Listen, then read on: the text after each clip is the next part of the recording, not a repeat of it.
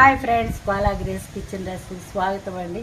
ఈరోజు మామిడి తురుము బెల్లము మరి రేక్యాలు ఎలా చేసుకుంటామో అట్లాగా ఒడియాల్లాగా పేపర్ మీద పెడతాను. అన్నీ సిద్ధంగానే రండి. హాయ్ ఫ్రెండ్స్, మామిడికాయ తురుము అండి ఇది, బెల్లం తురుము అండి ఇది. Hi friends, Bala grace kitchen recipe స్వాగతం అండి. మామిడికాయలు ఇలాగా తురుముకోవాలండి. ఇది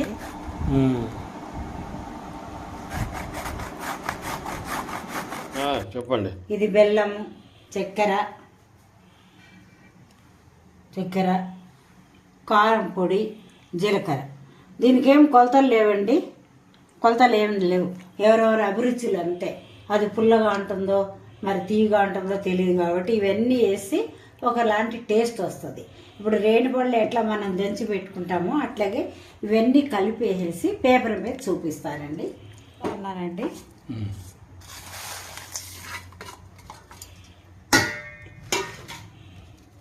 పంచదార, కారము, 3 స్పూన్లు జీలకర్ర, మరీ క్రష్ అవ్వకూడదు జీలకర్ర, కొంచెం లైట్గా వేయించి ఫ్రెష్గా పొడి పెట్టినాను. ఇలా కలుపుకొని రుచి చూసుకోవాలండి మనము.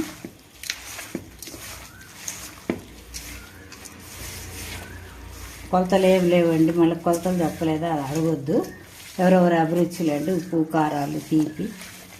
ఇది నోరు బాగలేనప్పుడు, మనకు జ్వరాలు వచ్చి ఏం తినబుద్ధి కానప్పుడు, ప్రయాణాలు చేసినప్పుడు, వామిటింగ్ సెన్సేషను అలా ఉన్నప్పుడు ఇప్పుడు మనము ఒకటి తీసుకొని తినొచ్చు అనమాట. ఇంట్లో ఉండేవాళ్ళు, పెద్దవాళ్ళు కానీ పిల్లలు కానీ అందరూ ఇష్టపడతారు. ఈ సీజన్ అయిపోతుంది, తెచ్చుకోవాలి కలెక్టర్ మామిడికాయలు. ఇవి మాత్రం వేస్తున్నాను. అంతా బెల్లంలో ఉప్పు అంతా ఉంటుంది కాబట్టి ఎండినప్పుడు ఎక్కువ కావద్దు కాబట్టి కొంచెమే వేస్తున్నాను. ఉప్పు కొద్దిగా లిటిల్ బిట్.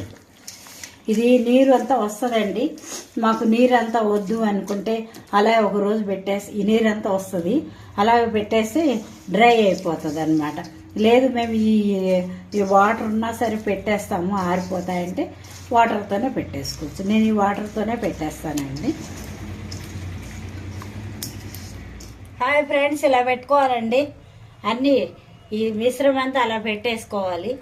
అవి ఎండిపోయినప్పుడు కొంచెంగా లా ఉంటాయి, లేకపోతే అప్పచ్చల మాదిరి అనిగిపోయి ఉంటాయి. పలచగా పెట్టుకుంటే పేపర్కే అతుక్కుపోతాయి, రాదు. అట్లా పెట్టుకోవాలండి.